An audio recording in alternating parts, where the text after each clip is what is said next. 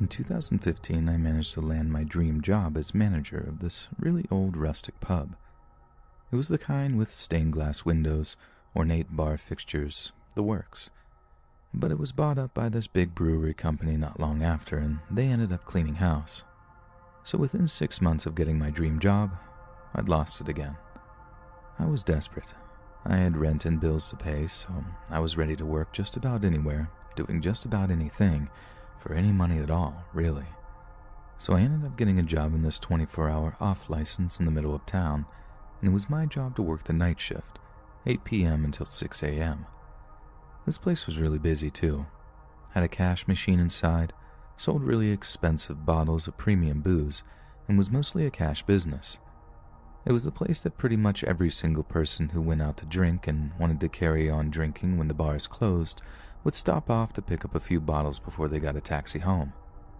So I'm not messing around when I say we sometimes had like 7,000 pounds in cash on site by the end of the busiest part of the night shift. And well, I say we, I mean me, as I work that shift entirely alone. So it's Sunday morning, about 5 a.m., and it's just before Christmas. The off-license had been extremely busy that night, and we had way more than 7,000 pounds on site. Like it had been Black Friday, which in the UK means that it was the last Friday before Christmas, so all the office parties had been in town, spending it up, and they pretty much all wanted booze to go home with, too. There were queues going out the door at one point. Seriously, it was one of the busiest shifts I've ever worked, including in pubs. So by the time it started to quiet down, I was ready to collapse. I remember just sort of resting my head on the counter at one point, thinking I could have actually fallen asleep right then and there. Then I hear the little beep at the door opening. And although I'd rather have flushed my own head down the toilet than serve another drunk customer at that point, I get ready to serve one more person. I look up, and in front of me is this bloke who seems alarmingly sober. Like almost everyone who walked in during those Saturday night shifts were rotten drunk, eyes all glazed over and bloodshot, slurring their words, but this guy is shockingly lucid, which was dead weird. He also keeps his hands in his jacket pockets the whole time he's talking. But it gets even weirder when he greets me by name. I thought he might have known me, and I just didn't recognize him, so I remain polite and say like, "Yeah, that's me. How do you know that?" Then he once again refers to me by name and follows up by telling me where I live. Again, I'm like, "How do you know that?" Only this time I'm also thinking that this is a plainclothes policeman or something, and I've done something wrong, like accidentally sold a bottle of booze to someone under 18, maybe even failed one of those underage tests the police try on occasion to catch businesses. Then he starts asking after my mom, then refers to her by name, and asks about my sister, again knowing her name too. He asks me if they're still living at such and such address, and gives their exact street address. I then apologize and tell them that I just didn't recognize him, figuring that he was an old family friend or something that I'd forgotten all about, but something about him is creeping me out all the same. He didn't once take his hands out of his jacket pockets, like to the point it was getting sort of odd. People talk with their hands all the time, and this guy's hands were like wedged into those front pockets on his jacket. That's when these other guys walk in, who also seem weirdly sober. They were quiet and deliberate in their movements, just pacing towards the counter and flanking the guy who seemed to know a little too much about me. Then really politely, the guy who seemed to know all about where I lived and where my family lived asked me if there's a toilet in the back of the shop. I told him there was, and he tells me to walk back into it, lock the door, and not come out for at least half an hour. And just to make it clear that he's not really asking me, he shows me that he's holding something inside his jacket, something heavy. Only then do I realize what's happening. They proceed to take all the CCTV USB sticks, wreck the monitors, break into the safe, rinse the tills, empty the shelves of all the premium spirits. I mean, they absolutely robbed the place blind. All the while, I was just sat in the toilet, wondering how that guy knew where I lived or where my family lived. As they were leaving, I heard footsteps walking up to the toilet door, and I started shaking hard. Then I hear this voice telling me that I did the right thing, for the sake of my family, that all the stuff that they'd taken was insured, that no one but the insurance companies would lose a penny, and it was them who were the real thieves anyway. I ended up telling the police that I didn't get a good look at the guy's face, and that I wanted to help them, but that I just couldn't.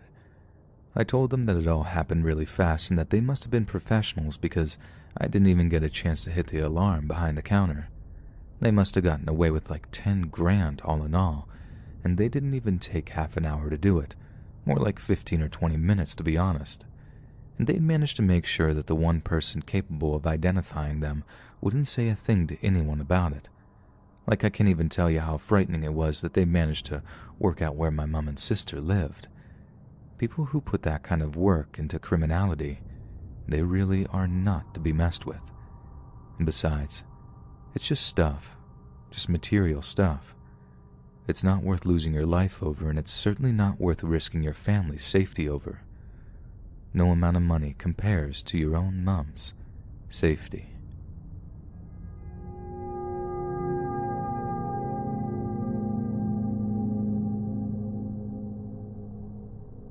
For many years, 53-year-old Robert Wilson was employed at pharmaceutical manufacturer Thornton Ross in Huddersfield over in the UK. He worked the night shift, in charge of site security, and he was darn good at his job too. During his tenure at Thornton Ross, there hadn't been a single break-in or incident of vandalism, and he was well on his way to a promotion to head of security. Robert had suffered some serious misfortune in his time, and was forced to change careers several times during his life, but for the first time in a long time, everything was going well for him, and it seemed his luck was finally beginning to turn. Yet a chance encounter with 2 teenage boys earlier last year was all it took to bring his whole world crashing down. At approximately 11 p.m. on January 16, 2020, Robert was watching the CCTV monitors in the site security office when he noticed 2 shadowy figures wandering around the facility's parking lot. Robert gathered up a colleague by the name of John Badejo, along with another security officer, and the trio went to investigate. There they found that the 2 shadowy figures were nothing more than young boys, in the form of 16-year-old Luke Gawkroger and 19-year-old Kieran Earnshaw, and that the 2 boys seemed to be very drunk. When confronted as to why they were roaming around the parking lot so late at night, the boys appeared apologetic at first, explaining that they had merely attempted to navigate a shortcut through the facility, but that one of them had managed to drop their phone in the process. Being the compassionate soul that he was, Robert agreed to help the boys find the missing cell phone. He also knew that the quicker he could help them find the phone, the quicker they would be out of his hair. Robert took his own phone, turning on the flashlight to help illuminate the dark parking lot so the group would be able to find the missing phone. In doing so, he happened to accidentally shine the flashlight in one of the teenagers' directions, Kieran Earnshaw, in his drunken state, assuming this was because Robert was making a video recording of him and demanded he turn the phone off. Confused, Robert assured Kieran that he was simply using the flashlight feature, but Kieran didn't believe him and angrily demanded him to stop. At this point, harsh words were exchanged between the two and a confrontation arose, but Robert could never expected what would follow. Kieran reached into his tracksuit pants and produced an actual sword from them. Apparently it was intended to be nothing more than a decorative ornament, but Kieran had taken the time to sharpen it and apply grip tape to the handle, turning what should have been a charming adornment into a deadly weapon. He began to attack Robert Wilson with the sword, slashing and striking him with it over and over again. Robert raised his right hand to defend himself, and the strike that followed was said to sever all 4 of his fingers at once. John Badejo watched in horror as his colleague's bloody fingers tumbled to the tarmac below and rushed to his defense. But Kieran was quick and saw John's approach out of the corner of his eye. He turned, swinging the sword hard in his direction, slicing through the thick fabric of his jacket and sending sharpened steel plunging into his flesh. John Badejo backed off, clutching at the fresh wound, while Kieran turned his attentions back towards Robert Wilson, who by that point was attempting to crawl away, mortally wounded. Kieran began hacking away at him again. As Robert's colleagues fled the scene, the blood-curdling scream of their wounded friend echoing around the parking lot as they ran. Kieran's friend Luke then joined the attack, pulling out a knife from his jacket and began to stab the fallen Robert over and over again until he screamed no more.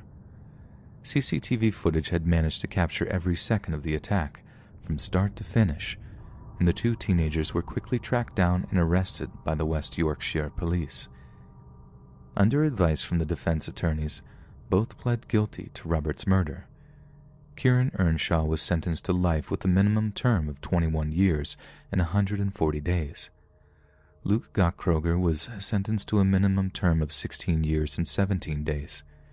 Kieran also pled guilty to inflicting serious bodily harm on the second victim, John Badejo, and Luke pled guilty to the possession of an offensive weapon.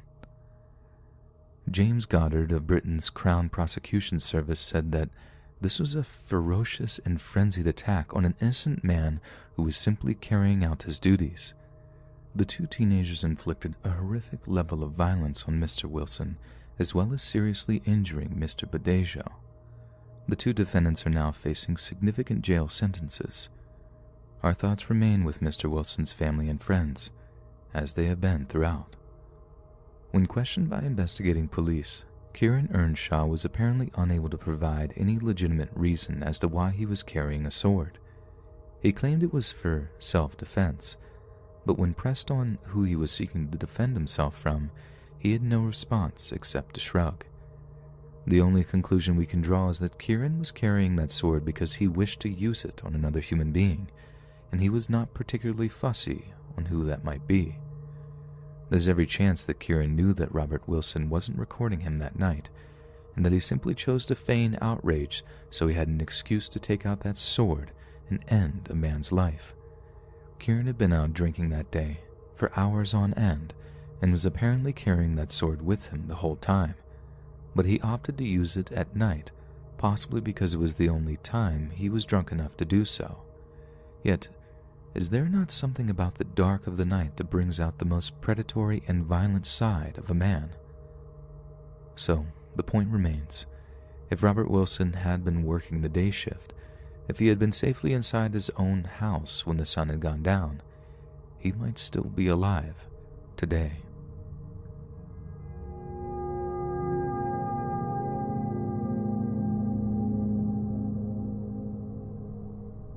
"20-year-old Kelly Berg Dove lived with her 4-year-old daughter in Bridgewater, Virginia. She was a popular young woman. Not a single soul in all of Bridgewater seemed to have a bad word to say about her, least of all her loving husband, who she'd been romantically involved with since they were both high school sophomores. She also made a point of keeping in touch with her mother and sisters almost every single day.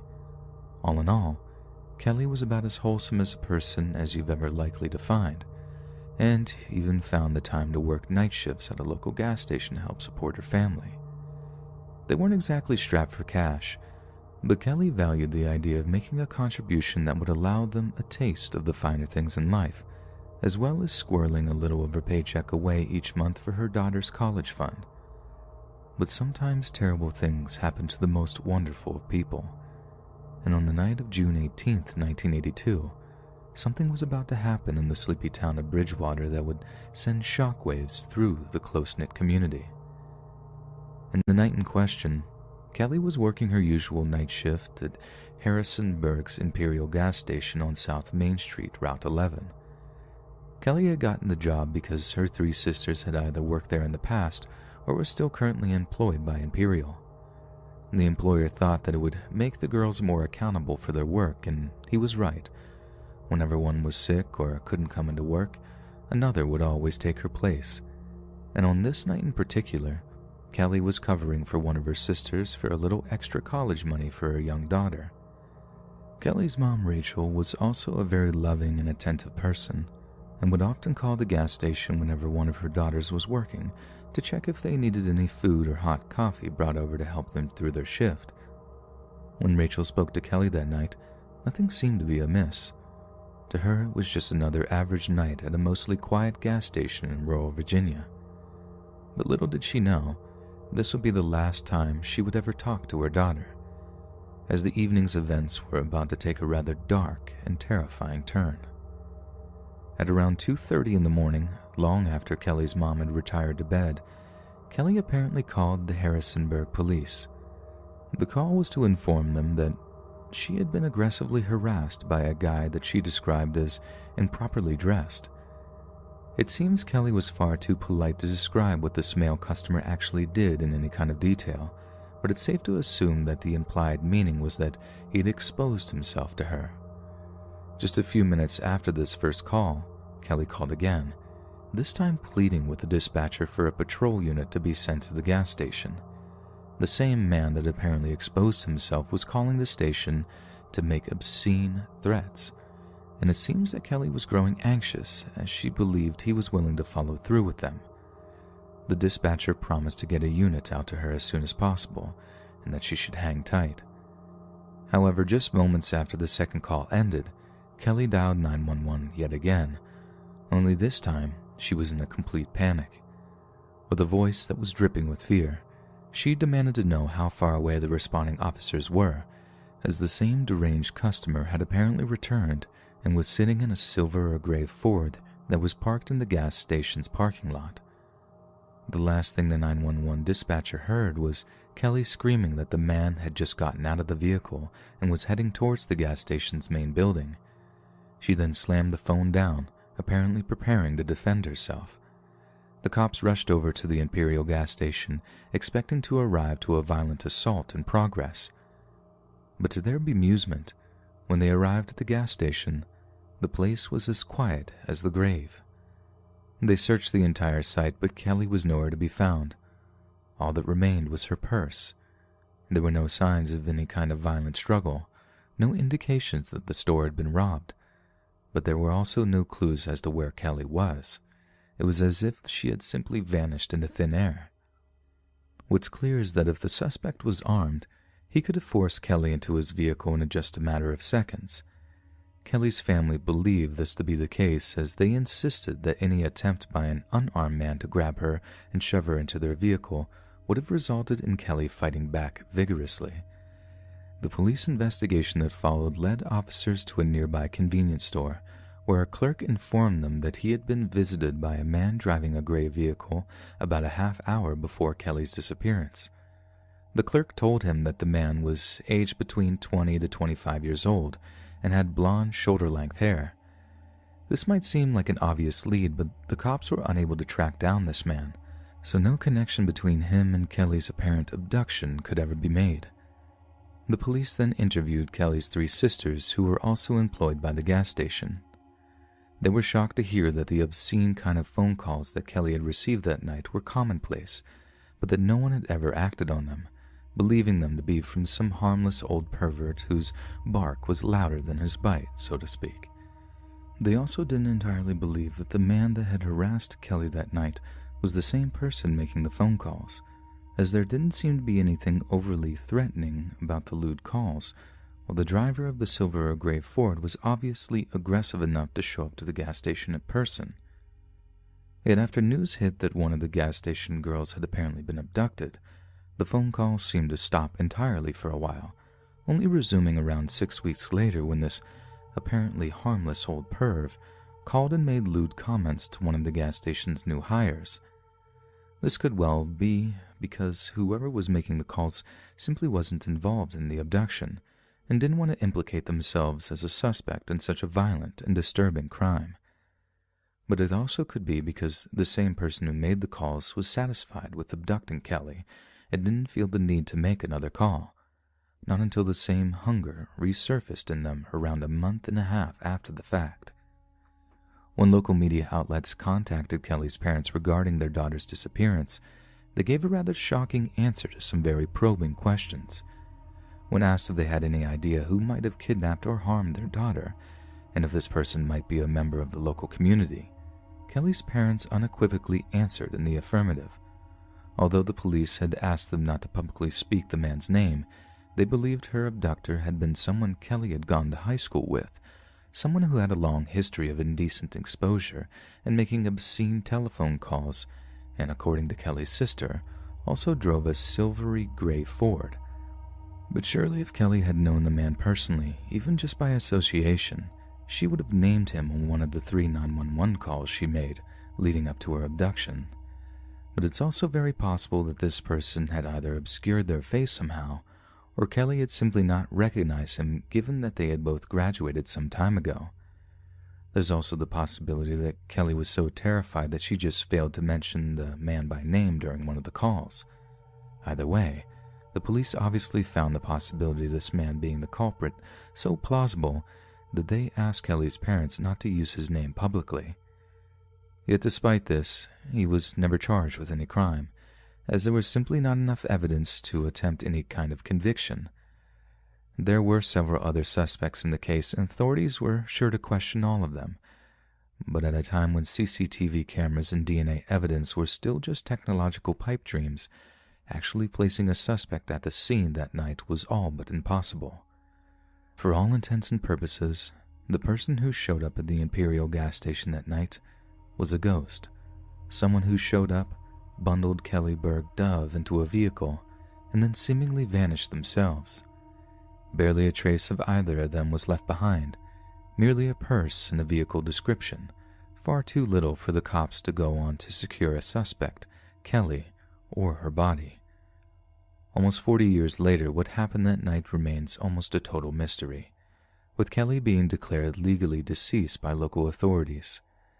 Despite her family pouring money into private investigators to try to find out exactly what happened, they're no closer to getting any solid answers as they were almost 4 decades ago.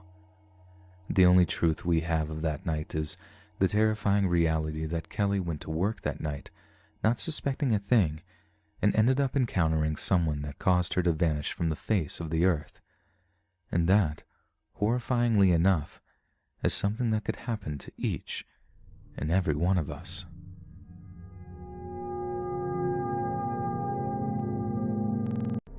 This was a really weird but scary experience for me. I worked at a morgue a few years back. I'd also like to mention that this was the last time I smoked weed. Just throwing that in there. Anyway, on my way to work, one day I smoked a blunt. I bought the weed from some random guy, not my usual person. Anyways, this was actually my first day out of training, and they trusted me to be by myself. It was around 2 p.m. when I got to work, and everything started off normal. I hated the smell of that place though. We had a good amount of bodies stacked up there, and I was working on one. I turned around for a few seconds while looking for a tool, and I heard a moan from behind me. I paused for a second and remembered that some bodies still have air in them, and the air continues to come out, and the bodies will still make noises and sometimes move. I gathered myself, turned around, and now the man on the table, his eyes were wide open, as if he were looking at me. I paused once again and told myself that this is normal. At this point, it's starting to get dark outside and it starts raining by coincidence. I know this sounds like a cliche horror story, but it really did happen. My anxiety was an all-time high, so I took a break. I had the munchies, so I decided to snack on a bag of chips. Then I heard something in the hallway. I couldn't tell what it was. At this time, I had the sweats, but I wasn't hot, but I was also really hungry. I got up to see what that was in the hallway. Then I heard something. It stopped me in my tracks before I reached the door. I stopped and I thought, I'm here by myself. I got the courage to walk into the hallway. When I turned the corner, I saw one of the bodies standing at the end of the hallway. I froze and I just stood there. This felt like a scary movie, but at this point I would be yelling for the person to run, but I couldn't move. I thought to myself, am I tripping right now? The body started walking toward me and I backed up. I rubbed my eyes for a few seconds, then I looked back down the hallway and the guy was gone. Again, I stood there for a few more seconds. Out of nowhere, every door in the building opened with force, and at the same time, that laugh again. I ran out of there so fast and called my boss. He laughed at me and came in while I sat in my car. He checked the building and everything seemed normal. I quit right there on the spot. I don't know. Maybe I was blazed, but the fear I felt was real. I know I haven't smoked since then, or ever worked with dead bodies.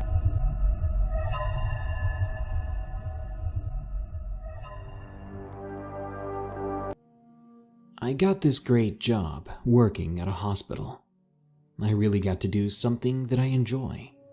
Taking care of others has always been a passion of mine, but I work on one of the hardest floors, the cancer floor. We always have the same patients, and not a whole lot of them make it. This makes my job hard in a lot of ways. You could probably guess that I've seen my fair share of death since I started here. Anyway, I work the night shift, and at night it can be a little creepy when you have to go to the morgue. One night, me and a coworker were taking someone down to the morgue. Now, let me explain. Our morgue is a little freezer box that is in the basement, and it smells horrible. Plus, it has a ramp to get into it. So she and I wheel the body down there, and we push it up the ramp. And then we begin to argue over who is going to push the body inside. Of course, I lose, so I swing the freezer door open, and I push in the body. Then I slam the door shut. We start to fill out our paperwork when we both look up at each other. She says to me, "Did you hear that?" I said, "I think so." We both turn and look at the door.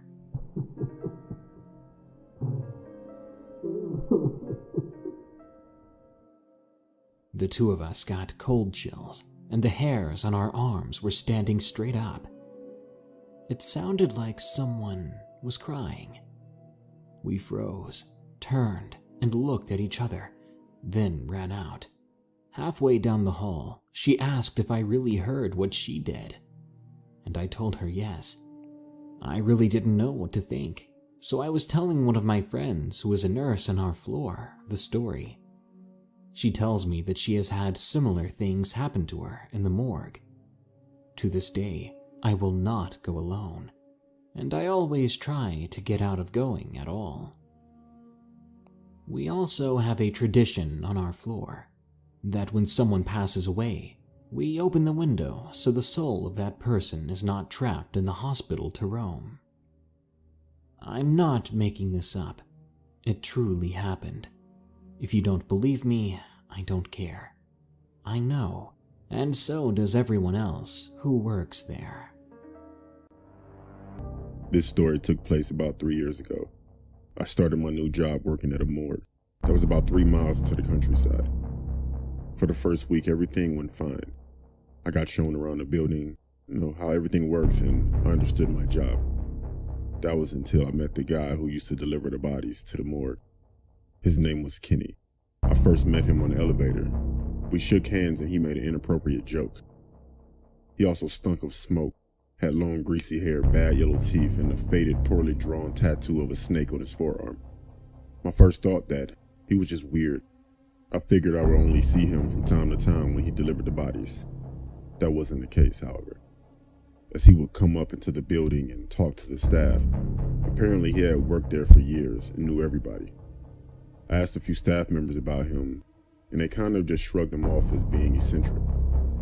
It was like I was the only one who saw through that. He would joke around with most people, but when it came to me, it was like he was a different person. The first time we met, he would make inappropriate jokes towards me. He would joke about the dead bodies that got delivered, and make crude comments about the way the people died, and actually found it funny. One night, however, I was working on a body when I decided to take a little break. When I returned, I found the body was off the table and propped up against the wall. I almost had a heart attack. And then Kenny jumped out from the corner, screaming and grabbing my shoulder, shaking me violently. Then he stopped and laughed, telling me how good he got me, and my reaction was hilarious. This was the last straw, and I had enough and reported this to my superiors. My complaint was backed up by the footage from the CCTV cameras. The next evening, as I arrived into work, I saw Kenny walking down the corridor, and he didn't have his weird grin on his face. His look was much more disturbing. He looked furious, like he was a different person. He passed by me while giving me the worst stare I've ever seen. I was told later that he had been fired. I was a little bit surprised. I didn't know what they would do. I didn't know they were firing him exactly, but I was kind of relieved. That night, I finished work around 3 a.m. and got into my car to drive home. As soon as I pulled out, another car started up from across the parking lot and started to instantly tailgate me. Like I said, the building was located in the country, so there were no other cars on the road. At first, I didn't know who this was. I pulled over to see if the car would keep going, but as soon as I pulled over, the car slammed on its brakes. That was when Kenny came running out of his car and over to mine, yanking on the door handle as hard as he could, while banging on the window screaming for me to get out of the car. I thought he was going to rip the door off and kill me. I quickly started my car back up and drove off as fast as I could. I saw Kenny get into his car. For some reason, he didn't chase me. I'm not sure if his car wouldn't start or he just decided not to pursue me. Either way, I was relieved. I later informed my superior of what happened. I didn't find out what happened, whether the police were involved or what, but I never saw Kenny again after that. Thinking what might have happened if somehow Kenny did manage to open my door keeps me awake at night.